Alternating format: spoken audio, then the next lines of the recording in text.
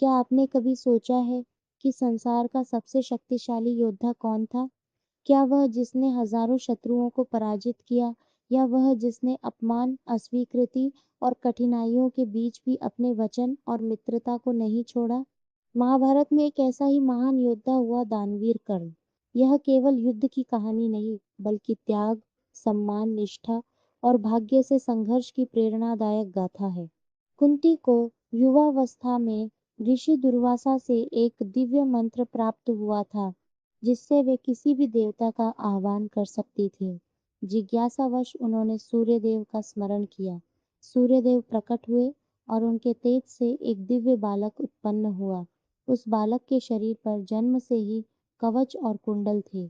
कुंती अविवाहित थी, इसलिए समाज के भय से उन्होंने भारी मन से उस शिशु को एक टोकरी में रखकर नदी में प्रवाहित कर दिया। वह बालक अधिरथ सारथी और उनकी पत्नी राधा को मिला। उन्होंने प्रेम से उसका पालन पोषण किया और उसका नाम रखा कर्ण। कर्ण बचपन से ही धनुर्विद्या सीखना चाहता था, परंतु लोग उसे केवल सारथी का पुत्र कहकर अपमानित करते थे। उसके भीतर एक ही संकल्प था, स्वयं को महान योद्धा सिद्ध करना। कर्ण ने परशुराम को गुरु बनाया, लेकिन ब्राह्मण बनकर उनसे शिक्षा प्राप्त की। एक दिन परशुराम को सत्य का पता चला और उन्होंने कर्ण को श्राप दिया कि निर्णायक क्षण में वह दिव्य अस्त्रों का ज्ञान भूल जाएगा। बाद में एक ब्राह्मण ने भी उसे श्राप दिया कि युद्ध के महत्वपूर्ण समय में उसके रथ का पहिया पृथ्वी में धंस जाएगा। हस्तिनापुर की रंगभूमि में जब कर्ण ने अर्जुन को चुनौती दी, तो उसके जन्म और कुल पर प्रश्न उठाए गए। उसी समय दुर्योधन ने उसे अंगदेश का राजा घोषित कर दिया। उस दिन से कर्ण ने दुर्योधन की मित्रता को जीवन भर निभाने का प्रण लिया। कर्ण की सबसे बड़ी पहचान उसकी दानशीलता थी। कोई भी याचक उसके द्वार से खाली हाथ नहीं लौटता था। उसकी कीर्ति चारों दिशाओं में फैल गई। स्वयं इंद्रदेव अपने पुत्र अर्जुन की रक्षा के लिए ब्राह्मण का वेश धारण कर उसके पास पहुंचे और जन्मजात कवच, कुंडल मांग लिए। कर्ण समझ गया कि यह इंद्र है, फिर भी उसने बिना हिचक अपने शरीर से कवच, कुंडल काटकर दान कर दिए। रक्त बहता रहा, पर उसके चेहरे पर संतोष था। महाभारत युद्ध आरंभ हुआ। कर्ण ने दुर्योधन के प्रति अपनी निष्ठा निभाई। श्री कृष्ण ने युद्ध से पहले उसे बताया कि वह वास्तव में कुंती का ज्येष्ठ पुत्र है और पांडवों का बड़ा भाई है।